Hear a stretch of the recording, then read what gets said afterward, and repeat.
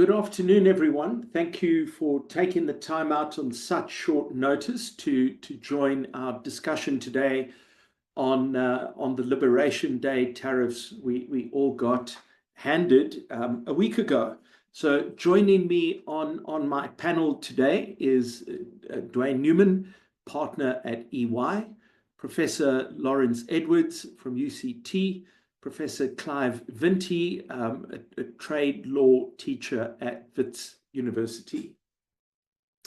And so just to kind of, I guess, set the scene for what has happened, we all watched our televisions a week ago in anticipation of what would happen. And I think it's fair to say President Trump exceeded all expectations.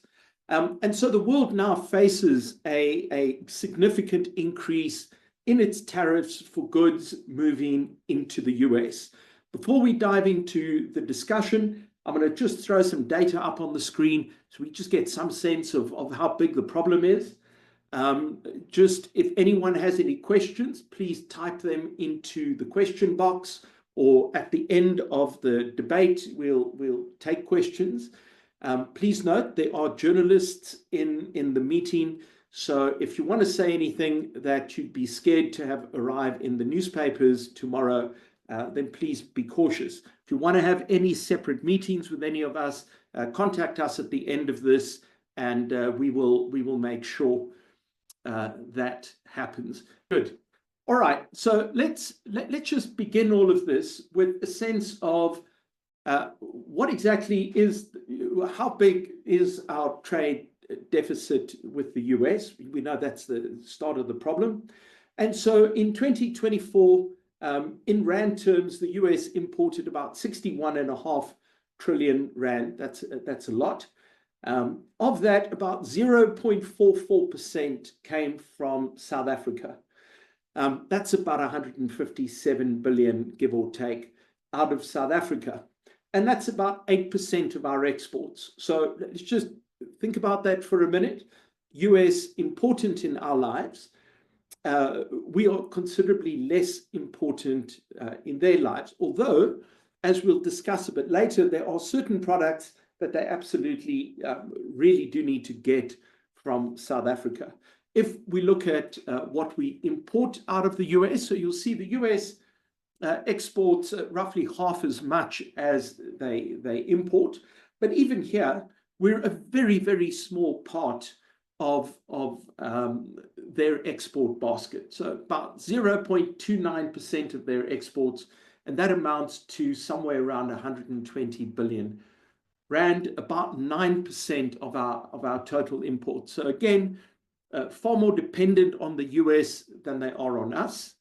To be clear, lest you think 8 or 9% are small amounts, they absolutely are not. To quickly run through what our trade balance looks like. So this is the bit that President Trump was most concerned about, was this trade balance. From their perspective, negative; from our perspective, positive.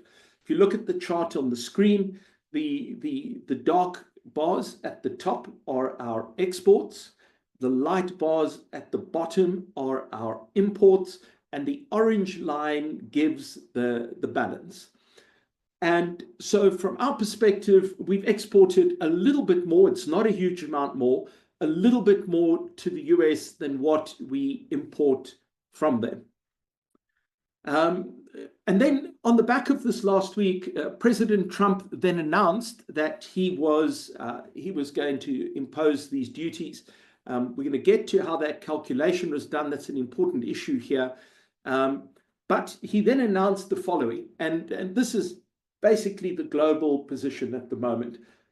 Everybody who's not special gets a 10% baseline duty. South Africa, who is very special, gets a 30% reciprocal duty instead of the 10%. So importantly, the 30% is not on top of, it is instead of the 10%. We then have what are called Section 232 duties. The details of that, not that important for now, which are 25%. That is for the whole world, and that is on steel, aluminium, and automotives, as well as their parts. And this, as we understand it, is instead of the 30% again, not on top of. And then there's a list of products which have been excluded. So if we kind of break down how that looks for South Africa, this is the breakdown. So let me explain. It is quite a busy chart over here. So around 40% of our trade, the left part of the donut, is simply exempted completely from the tariffs. And then the other 60% is in some way impacted. So we have a chunk of it which is impacted by steel and aluminium. There's another chunk that's impacted by auto and auto parts, and then the 30%, which is the reciprocal tariffs. And when you put all of this together, you end up with about 1.3% of our GDP negatively impacted by the tariffs. Just to be very clear, lest this is misunderstood, I'm not suggesting our GDP will drop by 1.3%. We're just saying 1.3% of our GDP is affected. And so, will it drop? Probably, but to what degree, we have not calculated that yet. And then we're going to dive into the discussion. I've got one more slide to put up, which is important. The USA accounts for about 25% of the world's GDP, but only 17% of its trade. This is a really important issue as the whole world has to reorientate itself and deal with this new reality. What is the rest of the world going to do with this 83%? What are they going to do with that? When the US removes itself from the world, as it's to a large degree busy doing, what do the rest of us do to make up that gap? But just importantly, the US is important, but it is by no stretch the bulk of the world. And so I'm gonna stop my screen sharing for a moment. And Lawrence, I'm gonna ask you maybe if you could, and let me, I suppose, put my camera on so people can see I'm not an artificial intelligence bot. Lawrence, could you perhaps just talk through the calculations? Because I think, underpinning this, we were all a little startled at how the US had calculated. But even by their own calculation, we run into fairly significant problems. So could you maybe just walk us through your concerns around the calculation? Okay. So I think everyone was pretty surprised by the calculations because I think everyone expected that the reciprocal tariffs would be based on the tariff differential, or the differential in average tariffs. And roughly, I think our average tariffs are around 2.5%. Or the US imposes tariffs are around 2.5% on us, and we impose tariffs on roughly about 8% on US imports. So we're expecting somewhat around a 5% tariff, reciprocal tariff. What then popped out with these enormous numbers, the argument that the tariff differential was equivalent to around 60%, which is then halved to 30%. So I think a little bit of unpacking that reveals that the formula behind that, in effect, these reciprocal tariffs were calculated by taking the deficit and dividing it by the US imports from each country. Now, there is a theoretical foundation for it. It's based on import elasticity and so on, but nevertheless, the numbers are extraordinarily high. But bar from the empirical theoretical problems with them, I mean, there are huge problems with the calculation thereof. So take South African exports. A lot of our exports to the US are actually in gold, at least as measured by US reported trade statistics. But some of that gold is processed gold. We import the raw gold, we process it, and we export it to the US. But they count that gold as the free and board price. So effectively, they're counting those imports of gold as originating in South Africa. And in fact, they don't originate in South Africa. We're only partially processing those goods. So they're inflating the import value substantially. In other words, they're inflating the deficit hugely. Now, if we cut that out, the reciprocal tariff would drop quite substantially. I think that's kind of one key problem. I mean, the second key problem with these reciprocal tariffs is they include the exempted goods in their calculation. They include the Section 23 goods in their calculations. And importantly, they exclude services in which the US runs a trade surplus with us. And in fact, if you accounted for exempted goods, accounted for reciprocal for the Section 232 goods, and you accounted for services, we run a trade deficit. In other words, we should have a zero reciprocal tariff. So I think the key point here is how you measure it is hugely important. It's hugely variable over time. It's strongly influenced by what is included.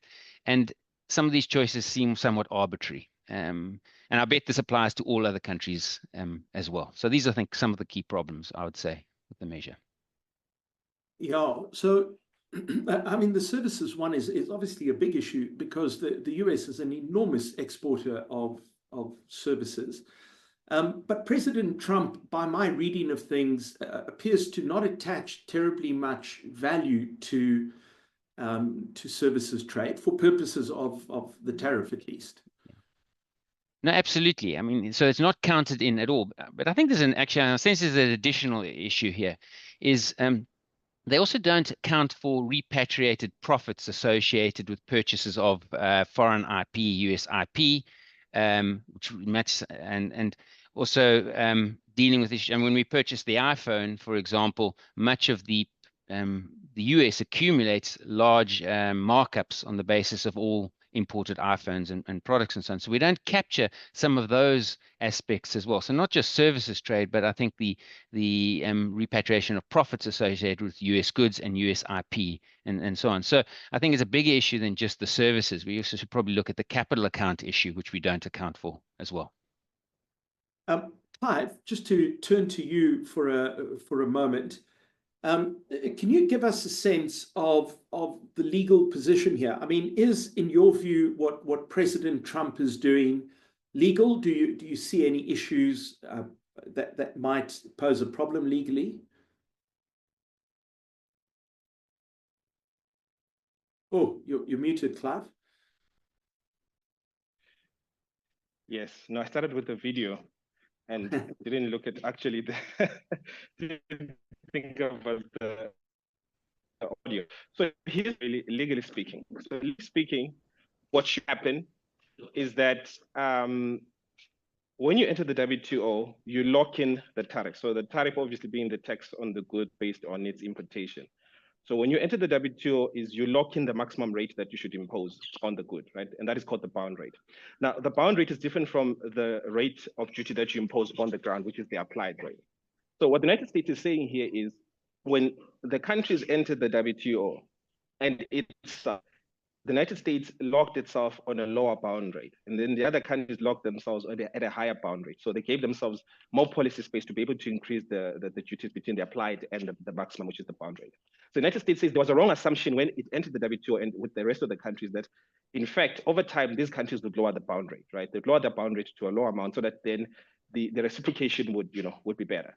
So the United States says that has not happened. And in fact, when the United States has tried to enter into negotiations with other countries to reduce the tariff. So if you look at the goods agreement, which is the general agreement on tariffs and trade, it calls for continual reduction of tariffs. So you want tariffs to go down, even though they're the chosen instrument under the WTO framework, you want that particular tax on imports coming in to go down over time. So then what has happened here in this context is that, in fact, because these countries have locked in a higher bound rate, and the United States is also locked into the lower bound rate, the United States feels that is largely why they've had a problem of a trade deficit.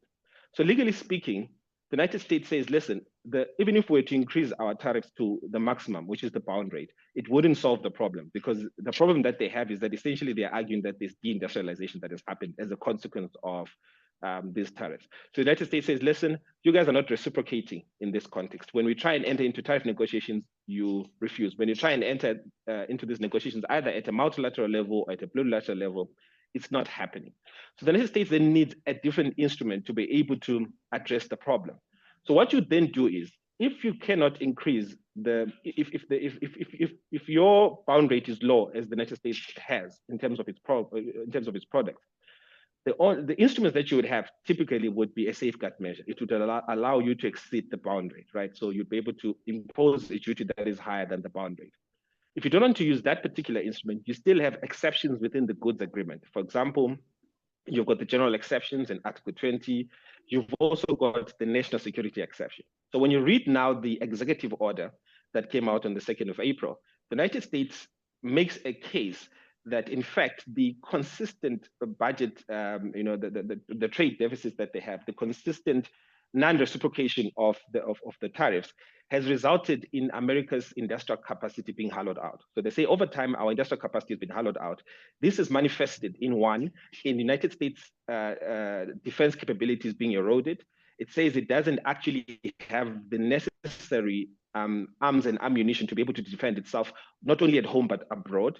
So it says the fact that they've not been able to develop has significantly affected the ability to defend themselves as a nation, to defend American interests. They also say that it has also impacted, apart from the defense capabilities, it also obviously impacted their supply chain. And they are also saying they also have an impact in terms of the fact that they've had to rely in terms of their defense capabilities on foreign adversaries. So the United States says, listen, if you look at us, because of this reciprocal tariff problem, we now don't have the ability to defend ourselves. We cannot, we have a national security problem. Not only that, but we're also relying on foreign adversaries to be able to defend ourselves. Thirdly, they say there's a problem with in terms of their technological development. So they're saying because they don't have sufficient industrial capacity, what has happened is that they are not able, their companies, at least the domestic industry, because it's been eroded, they're not able to scale up in terms of production, but also in terms of technological efficiency. They've simply not developed at the rate they should have developed. So as a consequence of that, the United States says, then this constitutes what they call an unusual and extraordinary emergency, according to their legislation. But of course, this fits in neatly within the goods agreement framework of a national security issue. So if you look at the three grounds, really the idea of we cannot defend ourselves, we're relying on foreign adversaries to defend ourselves, we don't have the required technological capacity, we also don't have enough arms and ammunition to be able to defend ourselves for a country of our magnitude and for a country of our interest. But the United States doesn't stop there. It also makes the argument that in fact, their failure to develop their manufacturing capacity, at least the erosion of their manufacturing capacity as a result of this tariff situation, also has an impact on its ability to produce food.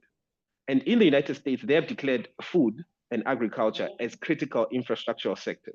So they say, if it's declared a critical infrastructural sector, it means that it's a particular sector that can threaten its security, its economic security, and its stability as a nation. So the United States then, in essence, in my view, has options. Those options would have been, for example, to go back to tariff negotiations, but they've already clarified. They've said, listen, we can see that if we go through the tariff reduction methodology, which is what's supposed to happen under the goods agreement, that's not going to work because the other nations have no incentive to do that. Why? Because they have a higher bound rate. They're not willing to reduce the duty. So they say, well, what options do we have then? The one option, obviously, like I said, would have been to do safeguard measures. That, of course, would require, over all the tariff lines to do safeguard investigations. They're not doing that. They have looked at it holistically to say, all this has resulted in an unusual and extraordinary emergency, and it's a threat to our national security. That's really the main ground. And also, they believe that, particularly the food issue, is a threat to public safety and health. So if you look at the national security ground, under the goods agreement, they can claim that it's a national security issue.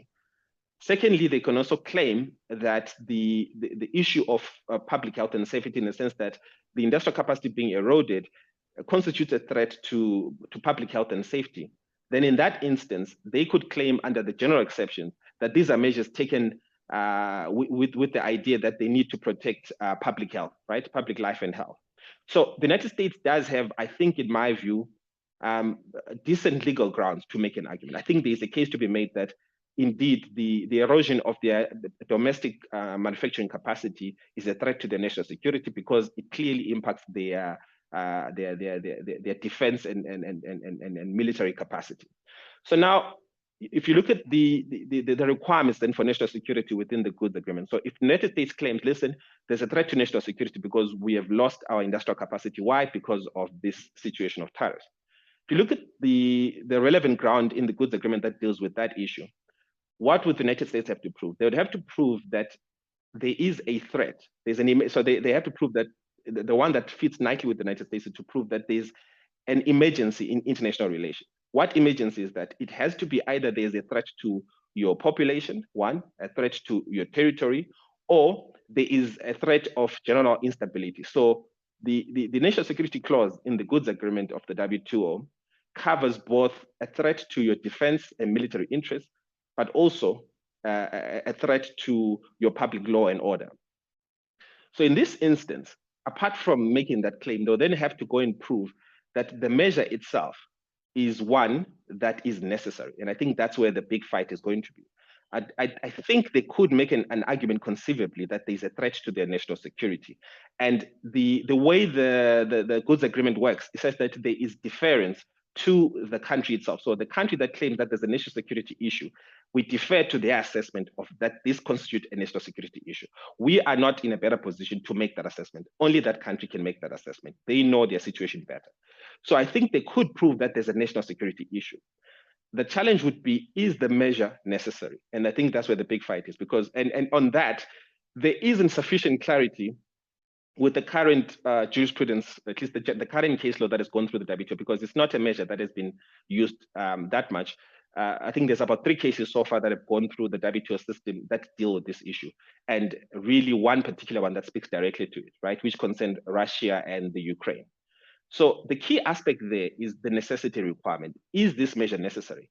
And within that inquiry, it is required that the United States acts in good faith, but more directly to the problem, it is required that the measure is plausible, right? So they need a reasonable mechanism, right? So we need to ask ourselves the question, is this a plausible response to the problem? Do you have to impose a tariff of 10% to all the countries in the world for you to address the problem? If you believe, for example, like the United States is saying, you have a problem with your defense and military capacity, should you not then target that particular sector in your response? Should it be that the measure is now targeting every other good? You know, you're targeting textiles from Lesotho, you're targeting whatever from all these different countries. I think their challenge, the biggest legal challenge, is going to be, how do they prove that the measure is necessary? Because the measure itself is very wide in scope. It's a blunt instrument. And I think in that context, they will struggle to prove the plausibility of the response to the problem. So, but like I said, the necessity analysis itself within the WTO framework has not been properly explained by the adjudicative bodies of the WTO, right? Without getting into other problems that the WTO has in that regard. What we do know, though, at least from a necessity aspect, and is that they have to have acted in good faith. I think they're going to struggle with that, but within good faith, the measure must be plausible, meaning there must be a sufficiently strong connection between the measure that is taken and the problem that they have. And I think you would struggle to prove from an America's perspective that indeed the measures you have taken are closely connected to the problem. I think in part they are, but not in scope. I think the scope of the measure makes it difficult to prove that it is a plausible mechanism. So I think in summation, I think United States is a case on national security, but I don't think that the way they've gone about trying to secure that and the measure that they've taken, I don't think that they might be able to succeed on the national security ground. In terms of the public health and safety ground, I'm not sure about that one, but it's an exception that is available to them. So I think in terms of options that the United States has, they still can go through the negotiation route that they say did not work. If that doesn't work, they are allowed to continue to actually do what they've done now. But of course, the trading partners, the rest of the WTO partners will be able to negotiate for compensation. If that doesn't work, they can actually simply retaliate. So that's the one route. The other route, of course, like I said, is to take the general exceptions route, which they've tried to do with the food issue, or alternatively to take what seems to be the predominant defense, which is the national security issue, right? So they can take the national security issue, but I think that that particular exception within the goods agreement is going to prove problematic because I don't think the measure can be regarded as a plausible mechanism. I think those are some of the exceptions that they have, and I think that's sort of the legal picture that we have for now. Thank you, Clive. We're going to come back. We're going to come back to some issues. I think, Clive, you've got to pop your video off now. Nadia's going to get mad at you. Duane, just to come to you very quickly, a couple of things that strike me here. The one is, whatever the legal position may or may not be, we are dealing with the reality that these tariffs are now in. And in fact, if I've got it right, China's tariffs as of 6 o'clock this morning rose to over 100%. Now, I mean, there are two kind of ways, I guess, the world is dealing with this. On the one hand, we've got countries like China, which are very big economies. They've retaliated. South Africa has expressly said, we just want to understand what the hell's going on here first. We're certainly not going to jump up and retaliate. I mean, maybe that becomes an option later, but for now, that is not happening.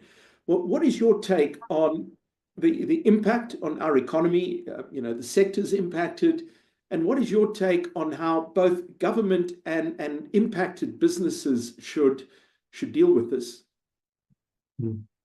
Thanks, Donald. So one is, obviously, if you start looking at it at an American perspective and a global perspective, the tariffs are obviously impacting countries differently, right? Okay. So I know our EY global economics team have done some modeling, and they're saying initially the impact on the US economy, assuming there's no retaliation, is a 1% drop in their GDP and also a 1% increase in inflation. Those numbers could become bigger if the other countries start to retaliate, like we've seen China now retaliate, and then obviously the US retaliate to their retaliation. So that is clear. And then if you start looking at other countries, their initial impact probably less than the US initially, below 1%. But it does seem to be 2025 will hit the American economy the hardest, and then the others will be less hit, but then their impact will come through in 2026. So the modeling does suggest that the other bigger economies, China, Europe, will get hit quite hard. Then if you then bring it home to South Africa, I think as you said in your chart, we've obviously got quite a lot of products that are exempted, okay, from the duty in total, the precious metals, chromium, PGMs, and the like. That's obviously quite a big number. Then we've got products that are subject to the so-called Section 232 duties, aluminium, iron and steel, and now automotive, the cars themselves and the components at 25%. And what's interesting to understand is that, I mean, the 232 duties on iron and steel and aluminium have been around since 2018. So I think iron and steel were 25% since then, and iron and aluminium had 10%. Okay, and South Africa, that's what South Africa was paying. But other jurisdictions did lobby at the time to get excluded from those 232 duties. Okay, so the duties that are now levied on iron and steel and aluminium have now effectively leveled the playing fields. There's no exemptions. So in effect, South Africa's, so even though the duties have gone up, say on aluminium as an example, they actually had an advantage, okay, because they might have been paying 10%, but Europe would have been paying free into the US. Now everybody's paying 25%. So South Africa's actually got an advantage from the duties, even though they are high, because it's applying to everybody. Obviously, automotive is a very different discussion. Obviously, we are exporting around about 30-odd billion rand a year to the US. It's obviously a big employer, South Africa. But my analysis of the stats is also we are also importing quite a bit from the US, just slightly less than that. So the trade balance is nearly equal between imports and exports to the US. So there's an interesting argument around, well, okay, so should South Africa have a lower duty? But the challenge is that 25% of auto has been applied to everybody. So a bit like the iron and steel and aluminium sector, is that applies evenly to every country who's exporting automotive cars and components to the US. So, and also remember, we've also had AGOA, where I think the MFN rate into the US on cars is 2.5%, and AGOA gives us a preference to drop that down to 0. My understanding is that 25% will be above So if a go stays in place, it'll be 25, but if a go goes, it will go up to, I think, 27.5, I think is the rough number. So again, yeah, so that's obviously quite a big impact on South African automotive. But it's obviously not all South African automotive companies export to the US. There's only the two, I suppose, two big German manufacturers who are quite trade exposed to the US. And that also brings some interesting, I suppose, discussions, because there are the German manufacturers have got quite a big manufacturing base in the US as well. And anybody who understands how the cycles work in the automotive sector, they're effectively competing against their own plants around the world when they pitch for new manufacturing plants or extending the life of the manufacturing plant in country. So yeah, do we expect plants to open and close? Yeah, I'm not so sure. Do we expect various countries to have responses to support their local industries? I would think yes. Do I expect South Africa to be carefully looking at the support we give through the APDP2 program? And we do understand that's going to get looked at earlier than sooner rather than later. So that process I would expect would get accelerated to fully understand the impact on the local manufacturers who are exporting.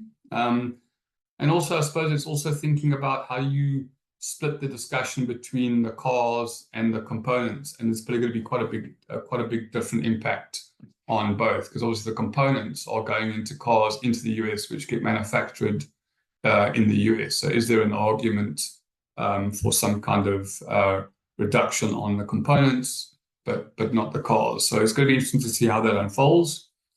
And then also you've got all the other sectors. Obviously there's been lots of discussion in the market around citrus specifically, where obviously you're exporting to the US at a time the US can't import. And as Clive was saying, some of the discussions are around food security. It sort of nearly seems counterintuitive that you effectively now not going to be able to import. But the real issue for all products subject to 30% duty from South Africa is what are their competitors subject to. So my understanding, say on citrus as an example, most of the competitors would probably come from South America, which are subject to a 10% duty. So we've got a 20% competitive disadvantage, which is obviously a real challenge for our citrus exporters. So obviously each tariff heading would need to be making sure they fully understand their global competitive positioning to understand the real financial impact on their business. Thanks, Donald. Thank you, Duane. Lawrence, I want to come back to you with a question.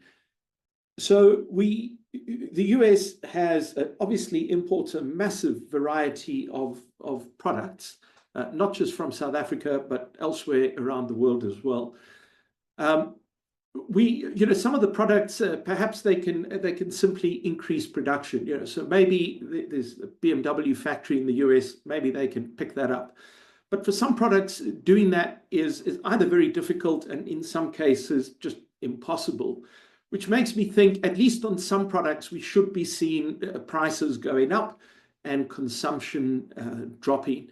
And I understand that the slope of those supply and demand curves are going to vary quite dramatically product to product.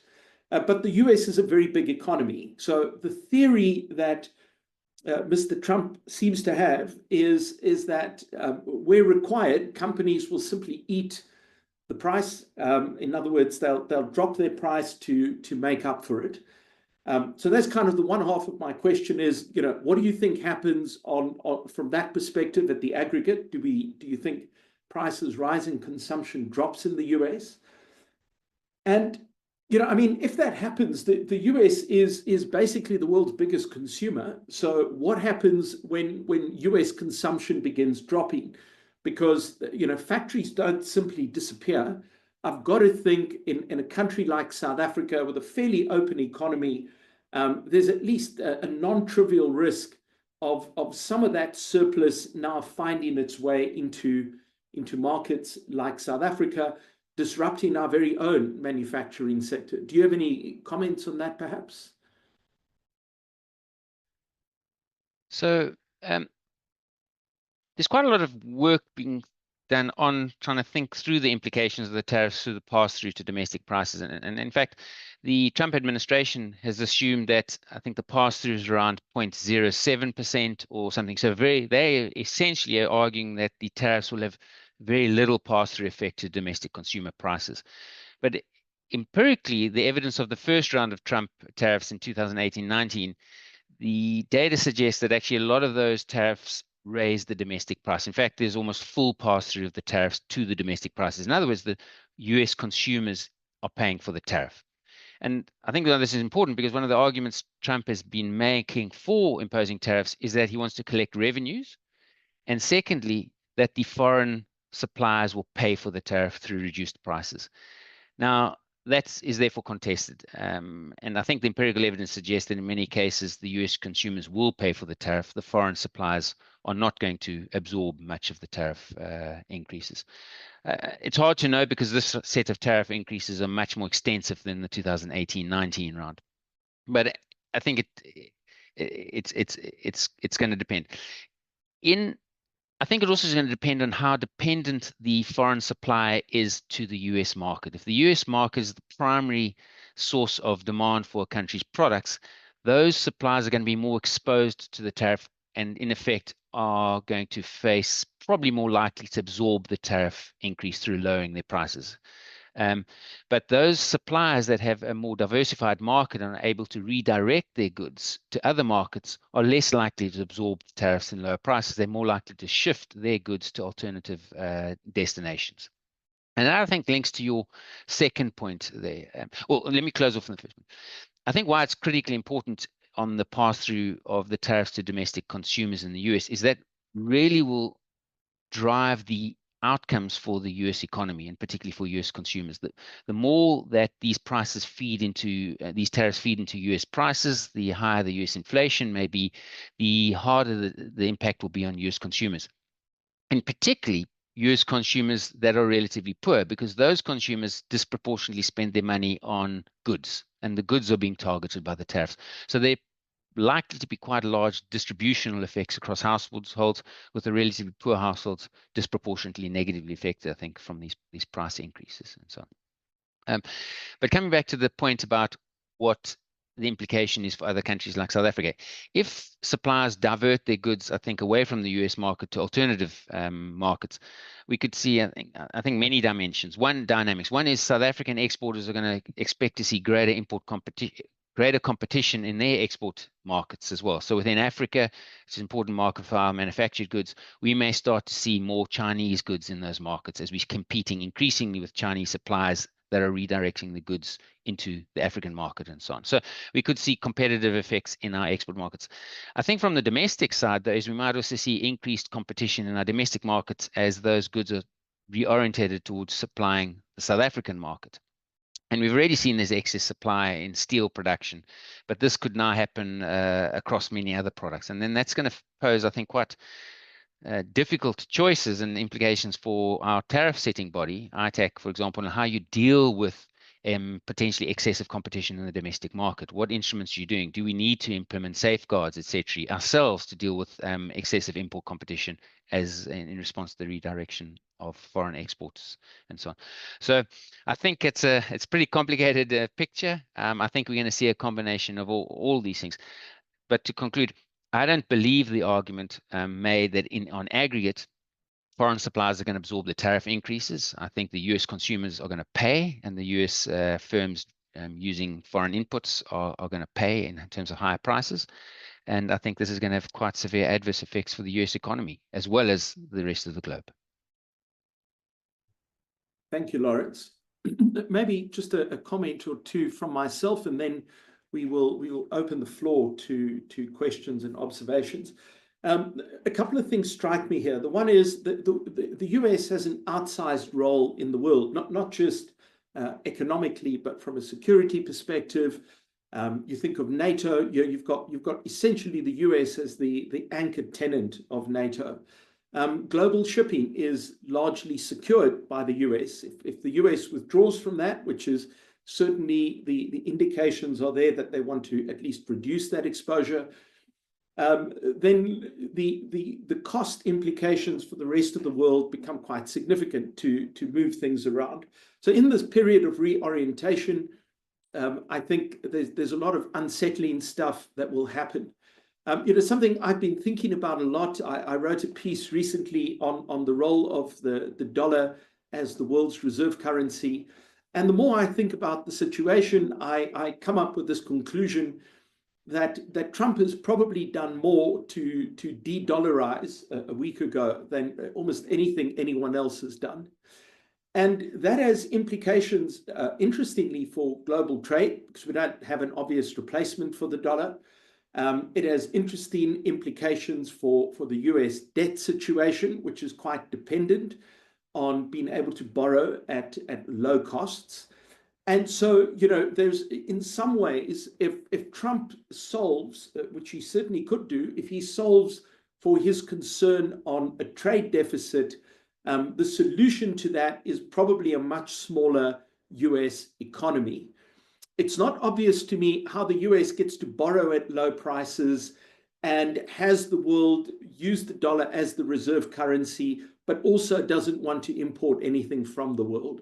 And I think therein lies a really big disruption. I don't know how that plays out, but my own comment, and then we'll take questions, is this is all incredibly disruptive, and I don't think we properly understand how the world looks with the US kind of retiring into some kind of autarky as it cuts itself off from the world. I mean, of course, tomorrow President Trump might wake up or have a particularly good round of golf, and all of us could benefit. But we simply don't know. Duane, let me just come straight to you and cut off my own waffle. Duane, go ahead, and then I'm going to start taking questions from. Donald, you make some interesting comments around, do we know what will happen, right? So I think obviously what we're going into is a period of great uncertainty, okay?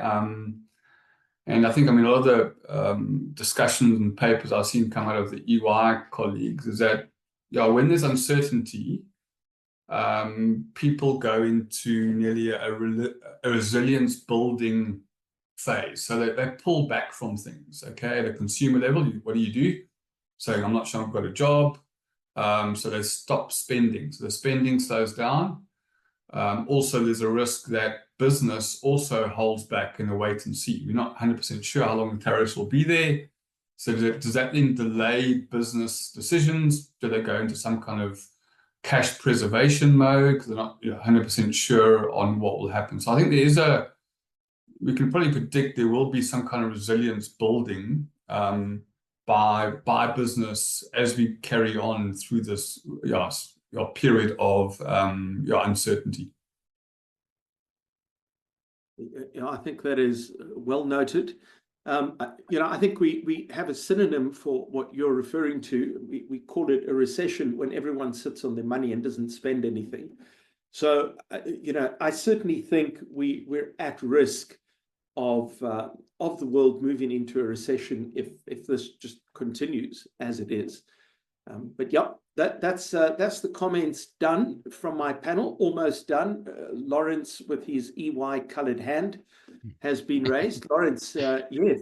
Okay, so I just wanted to quickly add on the recession and this point about the price impacts of the tariffs. So the one argument I think we see in the literature a lot is that this is going to drive US inflation. And there are the potential that it will raise US consumer prices, but inflation is also a macroeconomic outcome. And so if the outcome is to drive a recession or reduce aggregate demand in the US, in fact, that may offset the inflationary effects from the tariffs. And in fact, we might actually see, we may not see as strong inflation effects as we otherwise would have seen, and so on. So I'm just pointing out there's a critique about the automatic answer that this is going to lead to price inflation in the US. It will pass through to consumer prices, but if it drives down aggregate demand, we could see some of these recessionary effects offsetting some of these aggregate price inflation effects as well. Yeah. I mean, essentially what you're saying is poor people spend less money. And so that as you impoverish the US consumer, they have less to go around. Maybe just another comment on that, and then I really do promise to shut up now, is of course, at an individual level, your trade dynamics at a firm level is determined by lots of things that are very local. But the US's trade deficit is an outcome of macro policy. It is not an outcome of tariffs in the rest of the world, for example. The US has a macro policy that is almost guaranteed to result in cheap product flowing into the US. Now, whether that's good or bad is a different issue. But it's not obvious that what President Trump is doing can fix anything, like I said, unless it comes at the cost of growth in the US. Okay. No more panel discussions until we take some questions here. Mark, very good of you to join us. I'll take your question first. Mark Brits, how does the exchange rate impact our trade with the US? Lawrence, do you want to take a swing at that one?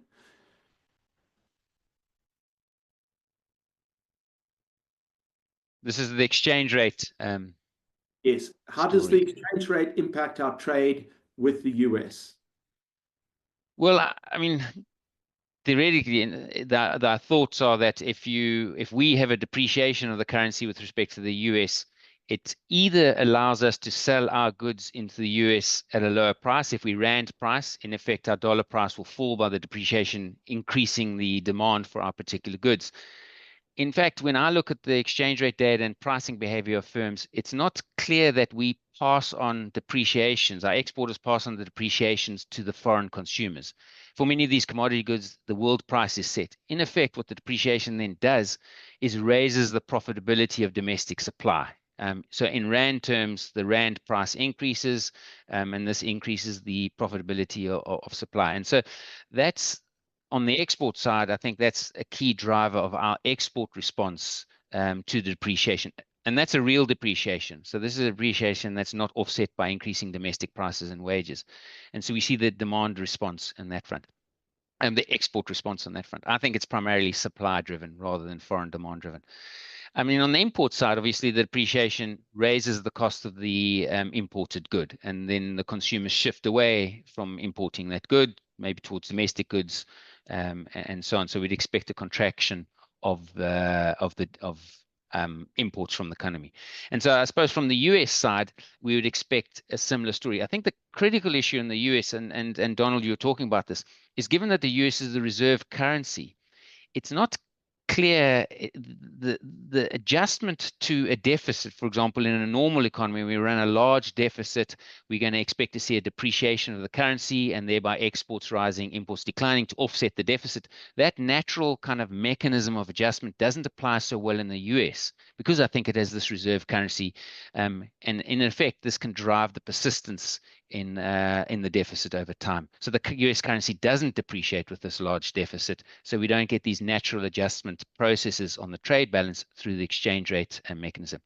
I mean, to close off this coming point, I mean, I think the exchange rate in the US and the deficit is not a trade issue, it's a macro issue. And consequently, trying to deal with the trade imbalance through a tariff instrument is the wrong policy approach. It's a macro imbalance. Expenditure far exceeds production, and that's a macro issue. I mean, if we think about it, the trade deficit's 1.2 trillion in the US. The fiscal deficit is 1.8 trillion in the US. In effect, excessive consumption by the US relative expenditure by the US relative to its revenues in part drives, I think, the trade deficit that the US is facing. Tariffs are not going to solve that problem. So it's the wrong instrument for the source of the problem, I would say. Yeah, I agree with that, Lawrence. And maybe to add to this, that the reserve currency thing, firstly, does, without a shadow of a doubt, confuse everything and make this a lot more difficult to answer in any normal way. I think, you know, what is odd with all of this is that my expectation, and I think most of us would have expected the dollar to strengthen, which is usually the response that you get in a situation like this. The dollar is in fact weakened. I'm not exactly sure how to interpret that. So everything, I think we're just dealing with a very unusual situation, causing unusual behavior on how people are trading the currency. So we're certainly not seeing anything that resembles a normal reaction.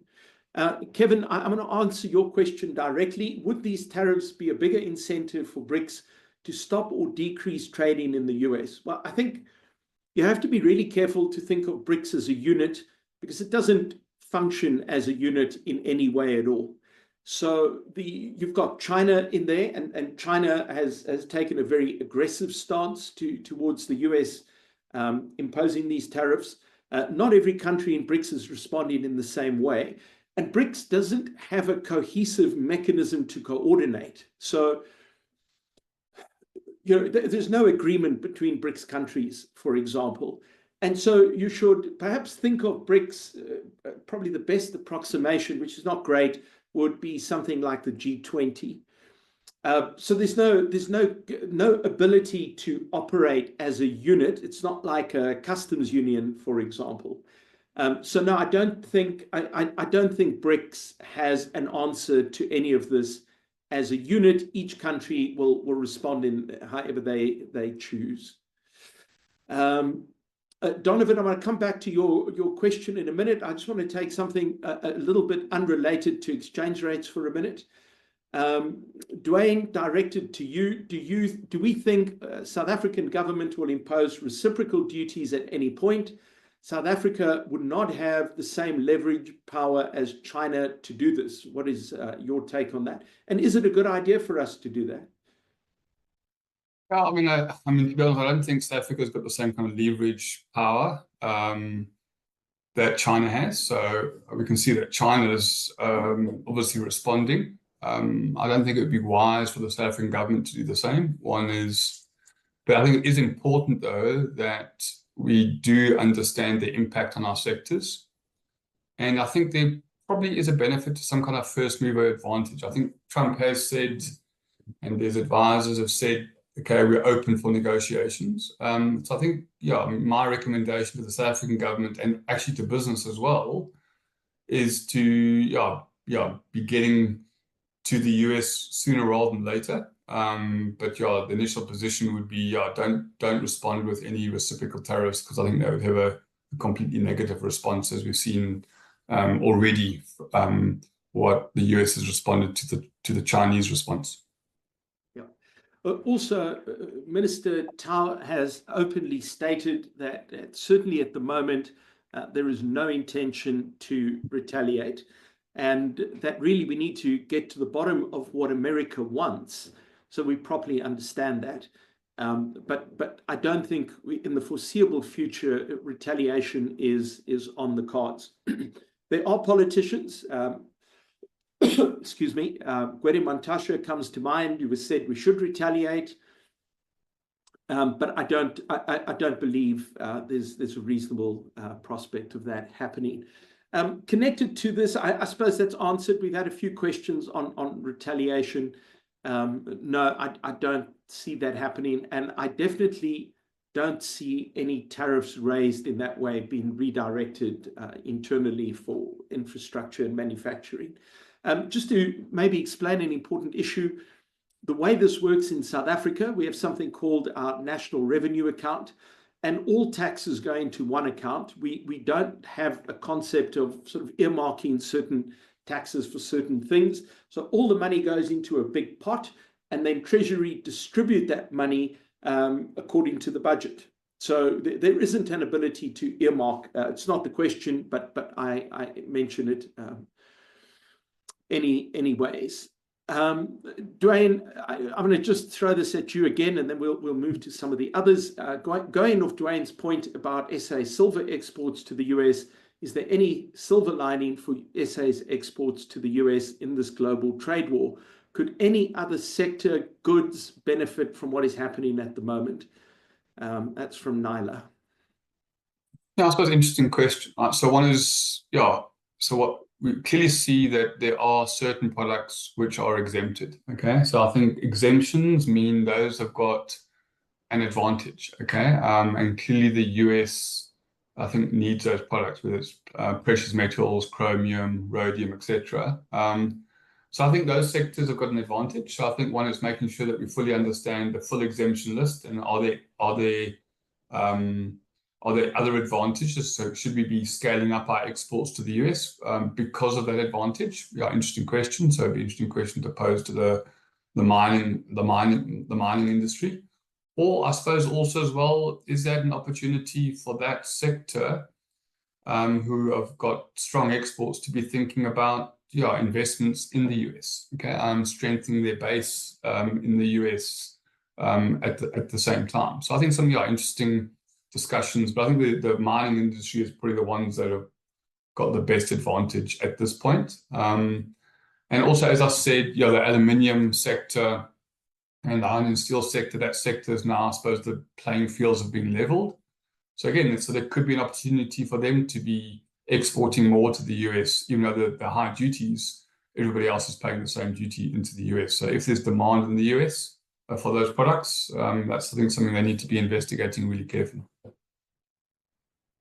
Thank you, Duane. Clive, I'm going to direct this one to you. This is from Alistair. Alistair, nice of you to join us. Trading services.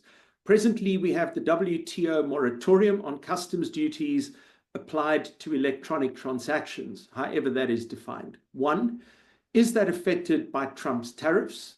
Not as far as I understand, but if you can confirm that. And two, next year we will see the issue debated at WTO MC14. What should SA's position be in your view? So I think, Donald, I agree with you on the first one, that it doesn't seem like services are impacted. I think Prof. Lawrence has spoken about this, that this doesn't seem to have been factored even in the calculation. In terms of South Africa's position at the MC, I think it's at 14, that's a difficult one. I think there's a lot of options on the table. I think the first thing that needs to happen is my perception of the United States, at least the way it has attacked the adjudicative arm of the WTO, which essentially makes the WTO function, is that the United States is simply unhappy with the current terms of trade under the WTO. So the concessions that it made in 1995, I think, don't work well right now. I think that's a fair thing to say in light of the China shock and some of the other economies that have grown that are simply still getting certain concessions they shouldn't. So I think that South Africa's stance has to be, I think, in principle, that the United States has to use the WTO framework, because that is the only way we can keep the United States in check. If we allow the United States to act outside of the WTO framework, we return to pre-1945, which is what led us to the Second World War and all that comes with it, the Smoot-Hawley period and all the nonsense that went on before that. So I think that what we should emphasize in principle, outside of any particular remedies, that we need to go through the WTO process, and then that would force the United States either to, for example, go back to the negotiating table and be able to, and if they use the WTO framework, they would be able to actually do what they're doing now. But of course, it would allow the other countries to retaliate. The United States, if you see the executive order, the way it is framed, and then what has happened with China today, for example, it's because the United States knows that if it goes through the WTO process, then retaliation is on the table. But if it goes through what it's doing now, then it can do what it did essentially, which is to put within the executive order a threat that if you retaliate, they will even be harsher on you, as they've done on China, which retaliated. So the domestic United States framework allows them to control the process, which the WTO process does not allow them to do. Under the WTO process, then they would have to comply with the rules. So, and of course, they would have to go through the other different remedies that are available within the WTO framework. So I think, in short, South Africa should emphasize that the United States must go through the WTO process. It must enter into negotiations to renegotiate its concessions that it made within the WTO framework. If not, it must use the trade remedies that are available, like safeguards and the general exceptions and so on. So that's my take on that. Thank you, Clive. Victor, my apologies. I'd missed your hand being raised. Please go ahead. If you could just introduce yourself as well. Hi, thanks, Donald and teams, Victor here from SARS. I think Clive sort of answered part of my question that I wanted to ask earlier, as far as the WTO is concerned, as to what all this mean for the WTO processes, whether we still seeing the role of the WTO going forward being strong enough to address these matters if countries are going to implement some of this measure at this magnitude outside of the WTO processes, and what that does mean. And the second one, thanks, Lawrence, I think, for driving that point home to say that the US issue is a macroeconomic imbalance issue, and it needs to be addressed internally. And the trade, is just some smaller aspect of what they can do to address that issue if they can. But I also want to ask maybe Lawrence might be able to shed some light on the use of the reserve currency. We spoke briefly about it here. Whether these measures of the US will lead to some countries, especially when you look at the EU in its entirety, and other countries like Canada, whether there will be China, of course, and going to the BRICS, whether there will be a rethink on the usage of the dollar to denominate or to price trade globally, whether this action of the US might lead to that as well. Those are just the two questions that I have. Thanks. Thank you, Victor. Lawrence, could I ask you to take Victor's question to you first? And then when you're done, Clive, can you answer the WTO concern that Victor had raised? All right. Thanks, Victor. Actually, Donald is the one who's most interested in the reserve currency issue, but I'll give him a quick 2 cents worth. I think there is a threat of to the US reserve currency status, but this is a longer term issue already.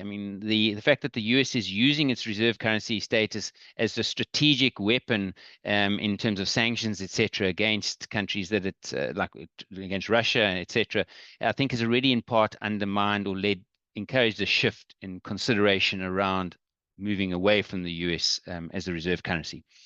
But I think we should also reflect that President Trump was quite explicit in noting that if there was any attempt to do so, he is going to respond with tariffs, his favorite instrument and stuff. So I think attempts to do this may also may give rise to additional measures by the US to deal with it.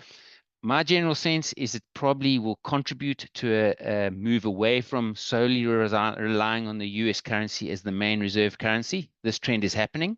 I think it's going to accelerate this trend. I don't think it's going to be the key driver of this change at all. But I think Donald might have more insights on this matter. No, I think I agree with you, Lawrence. The currency issue is not going to be immediate, but I think in the long term, and I don't mean long term, many years. I think this can happen quite quickly. But I think in the longer term, there has to be a shift away from the dollar, and as that happens, I think that poses risks to the whole US economic model, which is dependent on very cheap money coming in, which of course it does through its treasuries, and that removes the political cost of having to raise taxes. So because the US gets all this cheap money and it never repays the capital, there's always this flow of capital into the US. It doesn't have the pressing need that we have in South Africa, the very uncomfortable and potentially GNU-wrecking pressure we've had in South Africa on taxes. The US can get away without having to do that because the rest of the world keeps wanting to give it cheap capital. How that plays out, I've not had time to actually sit down with data and model it, but it is definitely on my list of things that I will be looking at more closely. Victor, if you could just drop your hand, unless you've got another question, and then Clive, if I can ask you to please deal with Victor's second or first question. Yeah, no, I think I'd spoken to this in part. I think for me, if I understand the question necessarily, is basically more or less what is the role of the WTO going forward. I think the WTO faces an existential crisis because the United States has firstly hampered the ability for the WTO to appoint the members of the appellate body, which is the highest the highest adjudicatory body in terms of dispute resolution under the WTO framework. And so essentially, disputes can end up in limbo because, once there's a panel decision, if someone appeals it to the appellate body, it can be to avoid, unless both parties are part of the multi-party interim arbitration arrangement, which I think at least 2/3 of the WTO are not a member. So most likely, because they've managed to essentially neuter the adjudicative arm of the WTO, it means that the ability to protect your rights whenever they're infringed under the WTO framework is not happening. So in essence, they have rather cleverly, rather than going, I think, at the concessions which they're not happy with that sit within the WTO framework, they've gone at the arm that ensures the protection of those concessions whenever there's a violation. So I think, and every time the United States is engaged on how can we fix this appellate body process in terms of adjudication, and they don't seem to really want to engage with that issue. So it's clear to me, at least to me in my mind, that the United States doesn't really want to fix the appellate body process because they don't want a situation whereby there's a violation of those concessions and one is able to vindicate their rights and access to be able to protect themselves.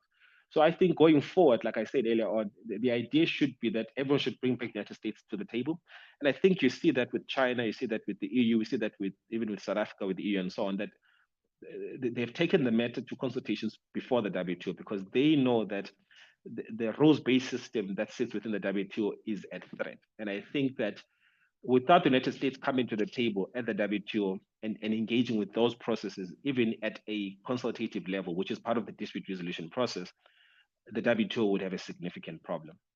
So I think that the future, I think if the United States persists with this position, and it has, and this started with President Obama into Biden into Trump, so whether it's Democrats or Republican, they seem to have the same views about the at least the appellate body. We don't know how far, for example, the Democrats think in terms of the WTO system itself. But I think the United States seems to have a problem with the WTO system. And I think particularly under this current administration, we see a more direct attack on it because they want to essentially negotiate with a gun outside of that particular framework. And I think everyone has to find a way to bring the United States to the table and go through the WTO system, because if that happens, then I think you will find that the responses will be more proportional to the problem, but also it will be a legal response to the problem. So I don't know if I've covered the issue. Thank you, Clive. Sonona, you've asked the question. We've got some varieties of this question as well, but here's the question. If retaliation is not an option, what is the panel's view of some of the adjustment measures that can be taken immediately and long-term by the South African government with subsidies, tax incentives, or I assume that meant to be marketing and promotion incentives work to diversify? Would the panel advise the government to go back and negotiate for AGOA preferences, or take this as a lesson learned for the dangers and risks of unilateral preferences? Duane, would you be happy to take that? Thanks, Donald. So one is, obviously, any kind of subsidies or grants that get designed, we need to be careful how we design them. So I did see a question around, can we amend our APDP incentive program? So remember, that's fundamentally a manufacturing-based incentive. So if any kind of incentive is going to be designed, it can't be linked to export performance. South Africa's been on record that they want to be WTO compliant from that perspective. So effectively, direct export subsidies are deemed to be non-WTO compliant. So any subsidy that we put in place is not going to be linked to exports to compensate for any kind of duties. In some of our discussions with some of the options is, there seems to be quite a lot of focus on what we call non-tariff barriers. In other words, it's hard to get American imports into South Africa or to do investments into South Africa. So I think whatever solution the South African government is going to put on the table, I think speed is of the essence. So sometimes some of these solutions and things like equity equivalent structures, which a lot of American companies do get approved, do take a long time to get approved, and sometimes that delay is seen as a non-tariff barrier into South Africa. So I think any kind of thing that South Africa is going to be putting on the table, I think speed and removing of more non-tariff barriers to facilitate more trade into South Africa, I think would be part of the solution. So, and if you've got anything else to add, Donald? Yeah, so I popped some slides up here. It's worth looking. The US published a sort of telephone directory, for those who still remember what those things are, a thick book on their concerns by country on trade barriers. We know the tariff ones, but I'm just going to highlight quickly the non-tariff barriers that they identified in the document for South Africa. Local content requirements. I mean, that is ironic given what Trump is doing, but be that as it may. Import permits on electromagnetic goods. This is a perpetual problem, actually getting these permits out. So this is a genuine concern. SPS, this is sanitary and phytosanitary animal and plant diseases, if you like, on pork and poultry. We have a side agreement with the US on pork and poultry, but they don't feel it goes far enough. In terms of market, market access, they want to bring their blueberries into South Africa. I mean, I think that's probably a manageable solution we can find. They are concerned on the services front with our private security companies. There was some regulations published not too long ago, and they raised concerns around this. So in other words, their companies want to offer the service here, and they're saying we're basically barring them from doing so. Expropriation without compensation. AfriForum stood up and went to the US and definitely stirred the pot on this. Rightly or wrongly, this is a concern raised in that document. Competition with state-owned enterprises in South Africa. And so they say, look, where the state-owned enterprises operate, there's basically no space for us to enter that market. So some of these are lots of hypocrisy in here. Many of these are exactly the same in the US. Be that as it may, these issues were raised, protection of intellectual property was raised, and so on. So, you know, it's probably a good idea for the people that are flying up and down to the US, whether in government or in the private sector, to at least pay attention to the concerns that the US themselves have raised, I'd argue. David, you've asked the question, is there an end game from a US perspective different to what has been said by Trump? I'm going to just quickly answer that. I don't think anyone knows right now. And I'd include anyone in the US either. So I think one of the big problems we have globally is nobody knows exactly what the US wants. Difficult to argue that what the US wants is you to bring your factory over. That is the words that are spoken. But of course, to do that, one would have to then have the tariffs stick around for a bit. Nobody's going to spend billions to put a factory into the US, and then tomorrow those tariffs are removed. So I think we don't entirely know, in large part because we seem to have conflicting objectives that President Trump is trying to achieve at the same time.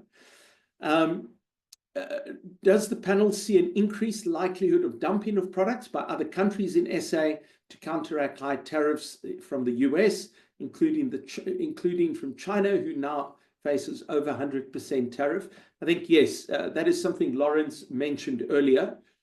Absolutely. I'd add, however, we're going to find ourselves in the same boat, particularly on products which can't sit on a shelf for very long. So, think of food, agricultural goods, possibly pharmaceuticals. You have to have a place to send it to. If the US is suddenly not a feasible market, then you're going to have to go somewhere, and that may very well mean a price drop. But I think also locally, some of the prices will drop and will be absorbed here.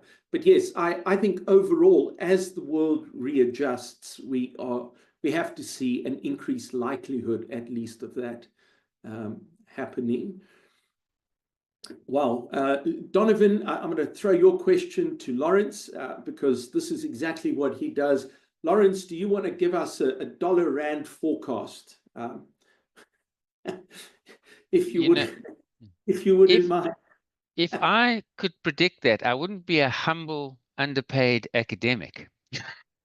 I'd be on the other side of the table in this debate. I would not know, and I wouldn't venture to go that road.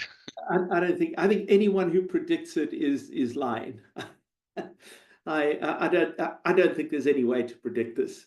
Even directionally, this has proven to be very difficult. Vinti says, so only 1.3% of our GDP is affected. Possible additional competing locally and or competition in our export markets. Yes, there absolutely will be more competition now. That's what Lawrence had mentioned earlier.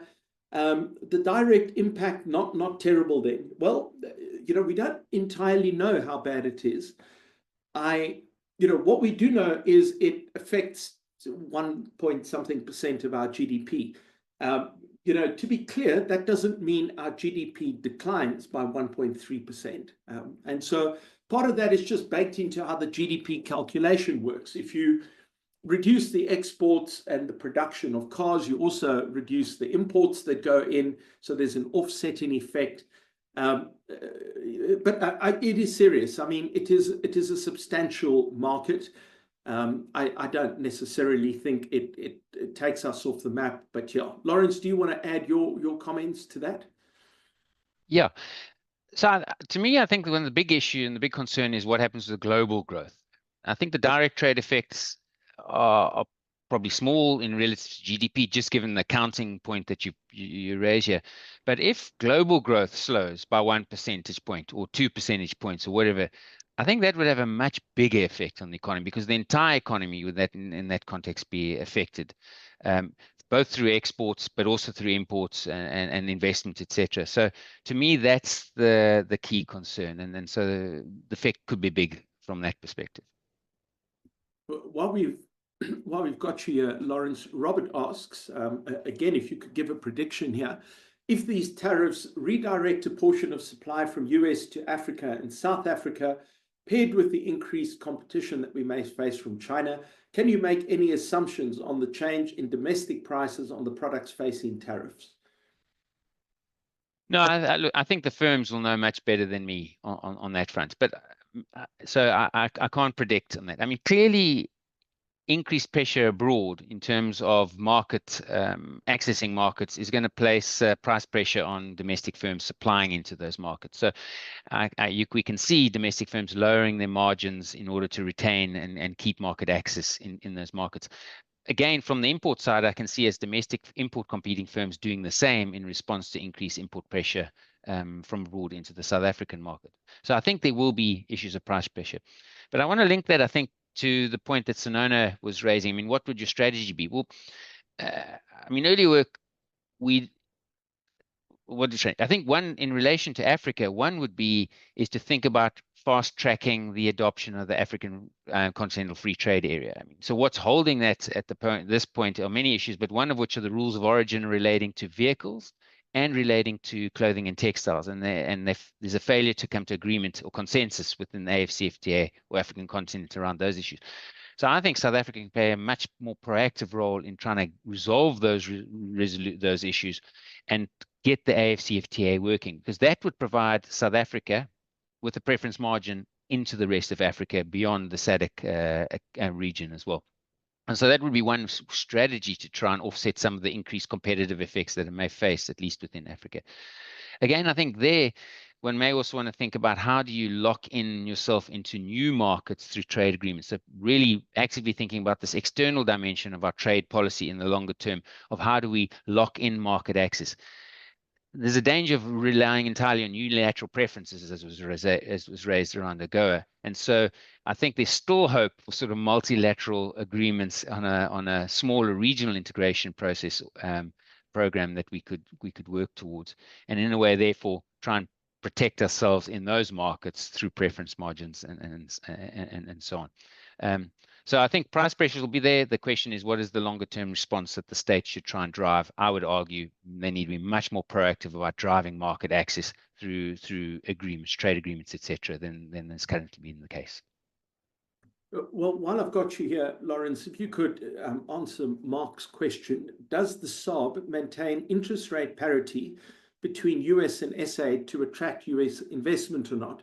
The US business community says it is still committed to South Africa. Do we change the targets for inflation? So, I mean, I think the second point really answers that question. I mean, we have an inflation targeting regime. So our monetary policy process, our setting of interest rates is really driven by our inflation rates. There's actually talk about contracting the inflation rate band around which interest rates are set, which actually would lead to a more stringent and potentially higher set of interest rates than we currently see, given our broader inflation targeting band that we currently see.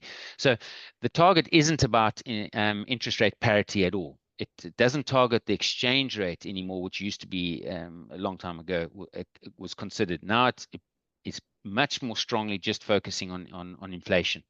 And so then the story will become is, will these tariffs drive inflationary pressures in South Africa? I don't think they're going to drive inflationary pressures in South Africa. So I don't see the push to raise interest rates because of inflation. In fact, if it causes slower growth in South Africa, I think the response in South Africa is going to be lowering interest rates to deal with the decline in aggregate demand and slow growth in the economy and consequently slow inflation within the economy. So I don't think we're going to see a change in that inflation targeting regime at all. I think that's going to be around for a while still, and this is not going to challenge that policy. I would agree. I would agree. Andre and Anonymous, you've kind of asked similar questions. So Andre, is there exemptions on manufactured goods or mainly raw material exports? At the moment, we don't have exemptions on manufactured goods. I'm not saying that can't change, but as it is right now, other than commodities and manufactured goods, you've mentioned, let's say a company exporting gas to the US, how would they be affected? Well, that would still be, as things stand, be viewed in that manufactured category. I don't believe gas is exempted. We could double check that, but I think gas is included. That's an empirical answer. So we can have a look and see and potentially come back to you if you like. Let me just see if there's anything else. We are nearing the end of the questions here. In light, Sonona, again, good question. In light of the recent tariff increases, what guidance would you offer to South African exporters to the US in terms of, oh my God, someone's moving everything around. Sorry, in terms of strategies for maintaining and sustaining market presence, and as well as mitigating associated trade risks? Duane, would you take that?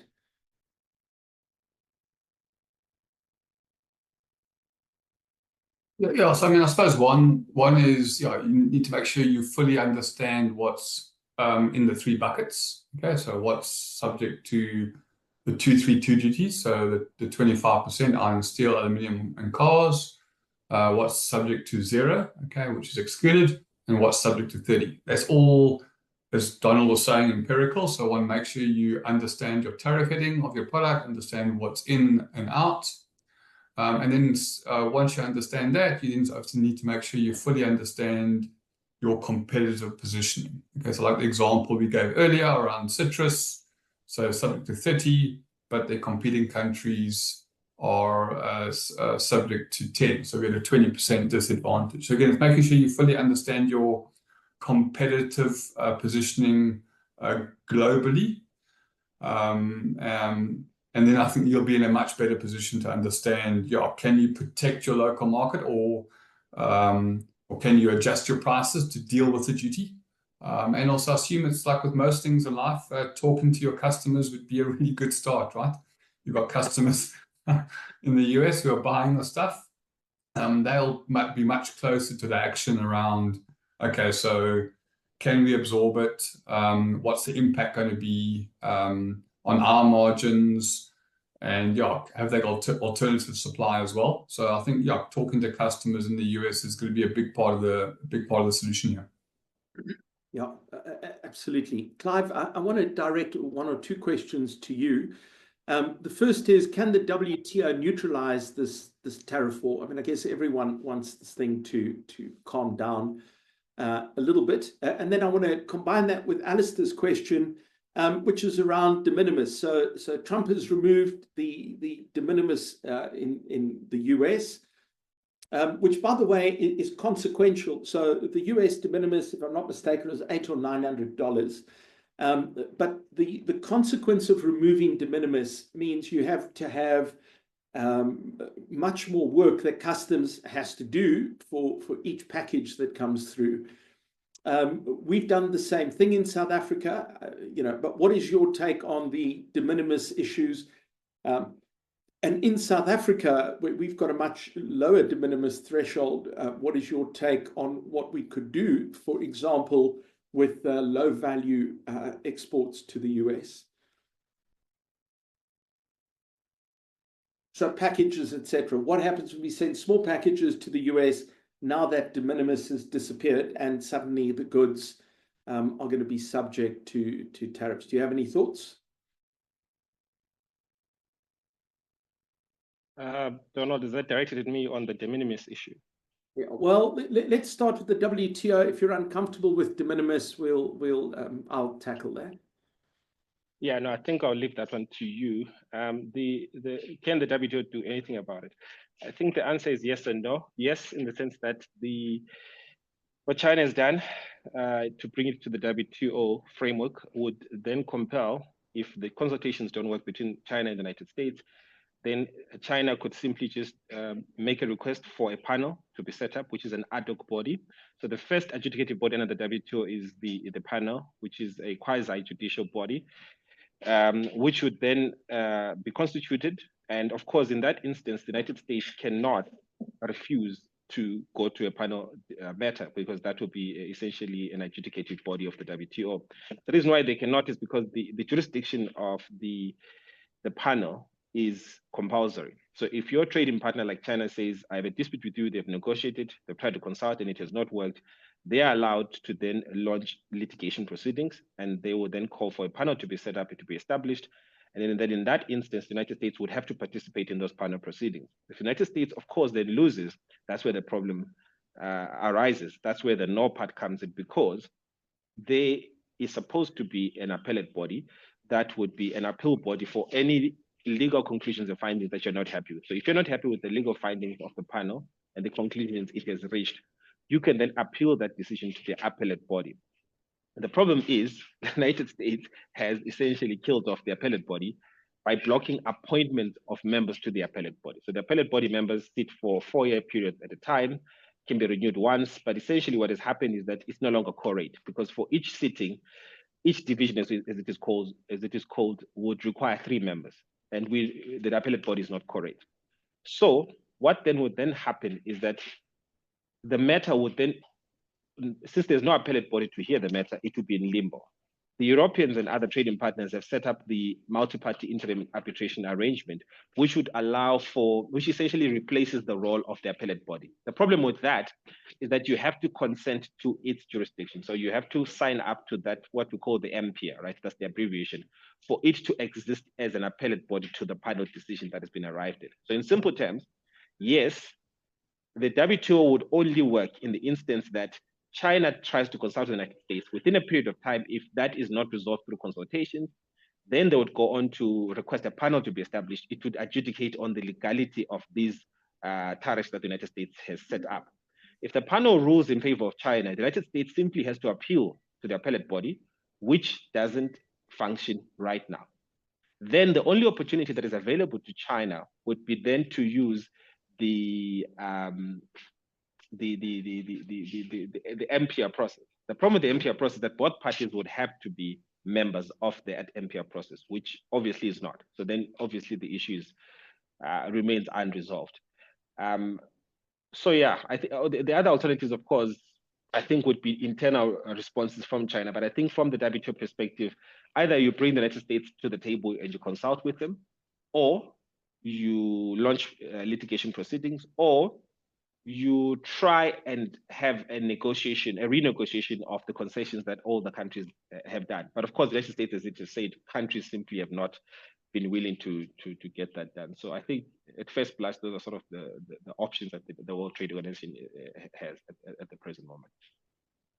Thank you, Clive. Let me quickly deal with the de minimis issue. I think we just need to sit and wait to see what happens here. There's already been significant pushback because the effect of removing de minimis is parcels are backing up at customs. So there's certainly some pressure to relook at that. I don't know which way that goes. But South Africa is a rounding error in that. I mean, the pressure from de minimis is the Shein, Temu, etc. That's what's causing the pressure. So the answer is I don't know, but I can tell you there's pushback from within the US because of the delays, and that's an issue. Tyson, you ask a very good question. So you're asking, yes, it only affects 1.5% of our GDP. I mean, I shouldn't say only, that's a huge amount. However, what does that mean for specific sectors such as automotive, agriculture, in terms of their domestic performance and competitiveness? I want to maybe add a little bit to that, which is these have very interesting regional implications. So, for example, the agricultural issues are very heavily weighted towards the Western Cape. With automotive, Mercedes-Benz is kind of the anchor tenant of East London. So I think there's a regional component which is quite worrying, especially when we get to the rural parts of the country where it's very difficult to absorb labor. There's clearly an issue with domestic performance and competitiveness. I mean, this is not a good reason for us this should not be the reason why we kind of start to look very carefully at our competitiveness. But South Africa is an uncompetitive manufacturer of just about everything. And we see an exception to that when we provide subsidies, but for the most part, we're not good manufacturers, pretty good farmers and pretty good miners.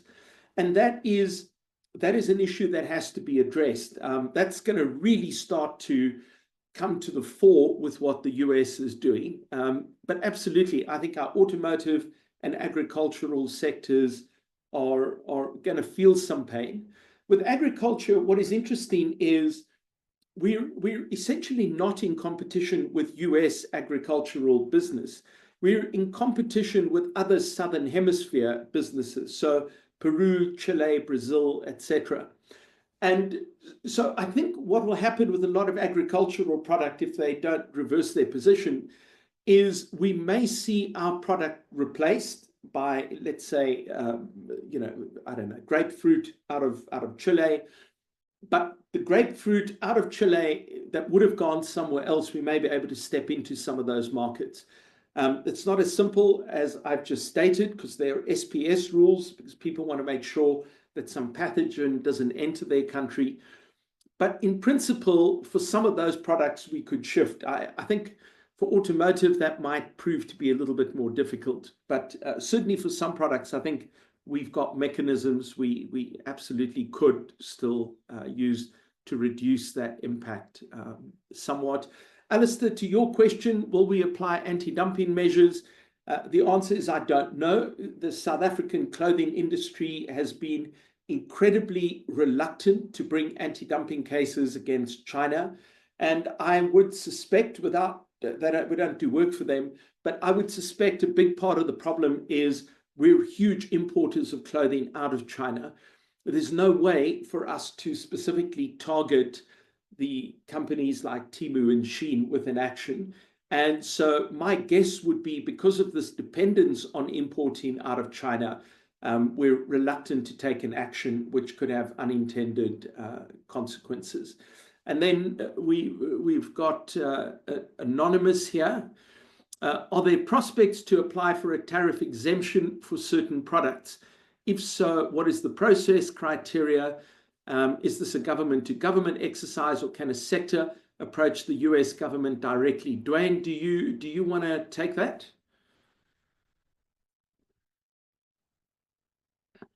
I mean, interesting point, right? So I think the US government has said that the exemption list is not going to be added to.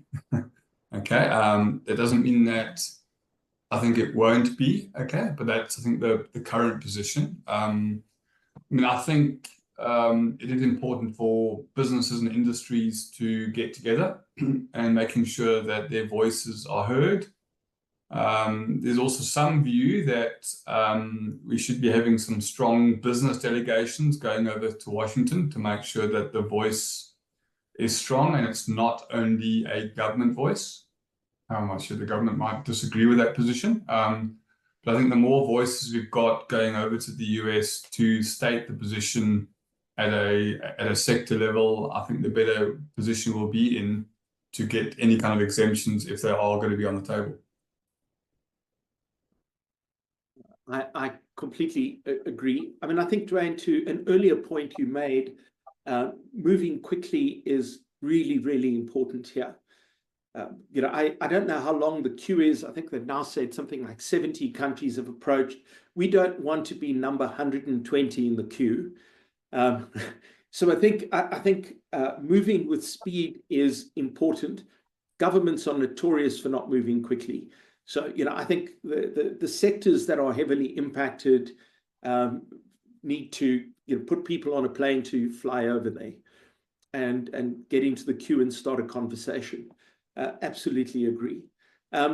Does anyone else want to raise anything? If you want to pop your hand up, you get to have a last round of questions. Otherwise, I'm going to close off. Thank all of you for coming, and thank my panelists for taking the time out for this conversation. All right, guys, have a wonderful day. We will chat soon. Of course, if you want to get hold of any of us, Nadia will circulate the slide deck. All of our contact details are at the end of it. Oh my God, questions are popping up again. Hang on. And so if any of you want to get hold of us, you're welcome to speak to us. We'll see how we can help you. Yeah, that's we're quite worried about this, quite obviously. We've got another anonymous attendee with regards to the steel tariff. If the pause certificate comes from China, although the item changes tariff code in South Africa, would that item incur the 104% tariff on the value of the steel, or only the 25%? I'm going to suggest we have an offline conversation about that.